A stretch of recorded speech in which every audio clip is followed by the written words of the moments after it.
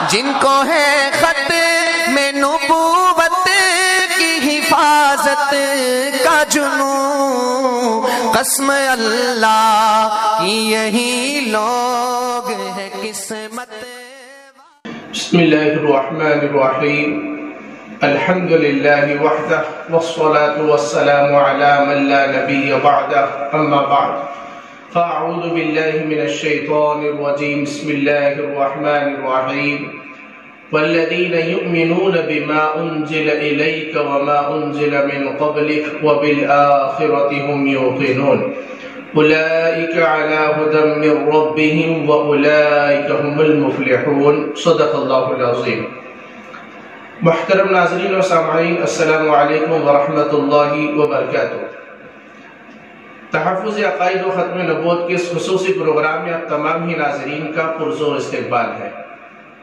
محترم ناظرین، آج آپ حضرات کی خدمت میں ایک بہت ہی اہم اور قیمتی موضوع کے ساتھ حاضر ہوئے ہیں، اور آج کی ہماری اس مجلس کا موضوع ہے عقیدہ ختم نبوت نصوص شرعیہ کی روشنی میں۔ جی ہاں محترم ناظرین، وہ آیتیں جو قرآن پاک میں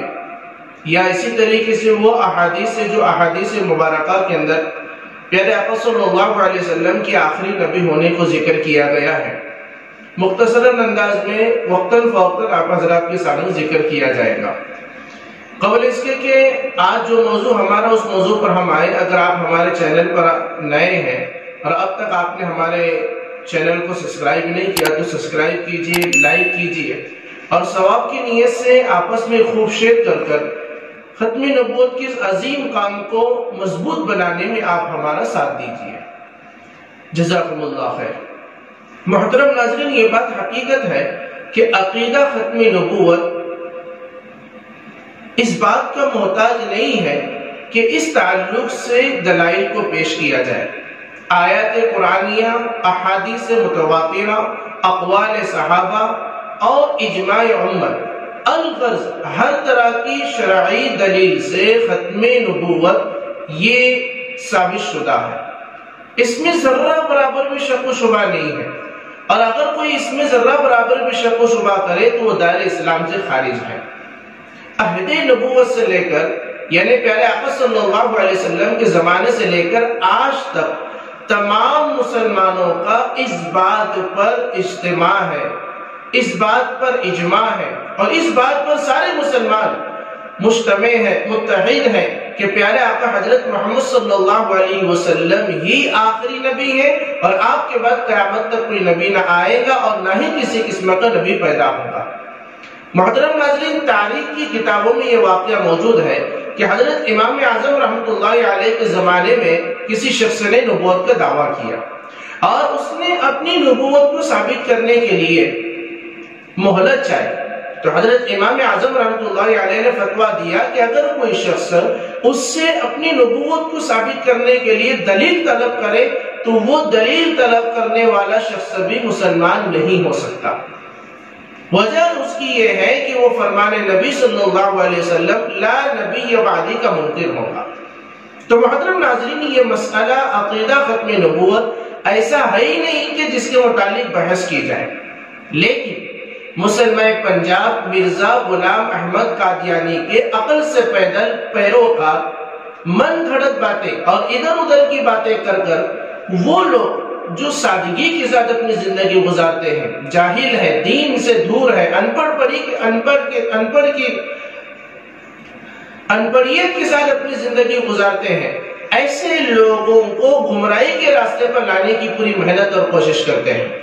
اور عقیدہ ختم نبوت کے متعلق ادھر ادھر کی باتیں کر ان کے عقیدے کو متزلزل اور شک و شبہ میں لانے کی محنت اور کوشش کرتے ہوئے ان کے عقیدے کو خراب کرتے ہیں۔ اس لیے ضرورت یہ ہے کہ وہ آیت قرآنیہ، وہ احادیث مبارکہ جس میں صاف ستھرے انداز میں پیارے آقا حضرت محمد صلی اللہ علیہ وسلم کے آخری نبی ہونے کو اللہ نے ذکر کیا ہے اور خود پیارے آقا نے بیان فرمایا ہے، اس کو عام لوگوں کے سامنے ذکر کیا جائے۔ اسی سلسلے کے ایک کڑی آپ حضرات کے سامنے پیش کی جا رہی ہے۔ عقیدہ ختم نبوت کے تعلق سے جو نصوص شرعی یعنی قرآن اور حدیث میں جو باتیں ذکر کی گئی ہے وہ آپ حضرات کے سامنے پیش کر رہے ہیں۔ آج کی یہ ہماری دوسری آیت ہے آیت قرآنیہ میں سے۔ تو آئیے اس آیت کو ہم سنتے ہیں۔ اللہ رب العزت قرآن پاک میں ارشاد فرماتے ہیں، قرآن پاک کو ہم کھولیں، سورہ بقرہ کی یہ پہلے رکوع ہی کی پہلے صفحے کی آیت ہے، آیت نمبر 4۔ والذین یؤمنون بما انزل الیک وما انزل من قبلک وبالآخرۃ هم یوقنون، کہ جس میں اللہ رب العزت فرماتے ہیں کہ وہ لوگ کامیاب ہیں جو ایمان لائے اس پر جو آپ پر نازل کیا گیا، اور اس پر بھی ایمان لاتے ہیں جو آپ سے پہلے نازل کیا گیا، اور آخرت پر بھی یقین رکھتے ہیں۔ پھر آگے فرمایا اولئک علی ھدی من ربہم، اور یہی لوگ ہدایت پر ہیں آپ کی رب کی طرف سے، واولئک هم المفلحون، اور یہی لوگ کامیاب ہیں۔ تو اس آیت پاک کو سمجھنے کے لیے ہم تھوڑا سا یوں اس طریقے سے آئے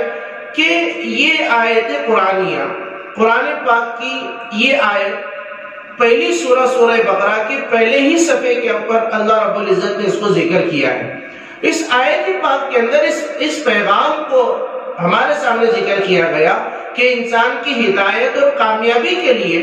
ضروری ہے کہ ان دو وحیوں پر ایمان لائے۔ اور وہ کون سی دو وحی ہیں؟ ایک موجودہ وحی یعنی قرآن پاک، اور ایک سابقہ وحی یعنی تورات، زبور، انجیل، اور دوسری جو صحیفے چھوٹی جو کتابیں ہیں نبیوں پر نازل کی گئی اس پر ایمان لانا۔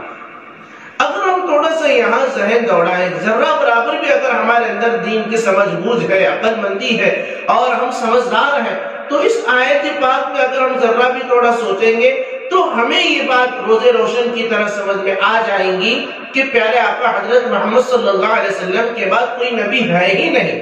اسی لیے اللہ رب العزت نے یہاں پر کسی اور نبی کا ذکر نہیں فرمایا، یعنی ہمارے نبی کے بعد کسی اور نبی کا نہ ہونا ہمیں سمجھ میں آئے گا۔ اگر بالفرض ہمارے نبی کے بعد کوئی اور نبی آنا ہوتا تو اللہ تعالیٰ ان مذکورہ دو باتوں کے ساتھ، دو جملوں کے ساتھ، کون سے دو جملے؟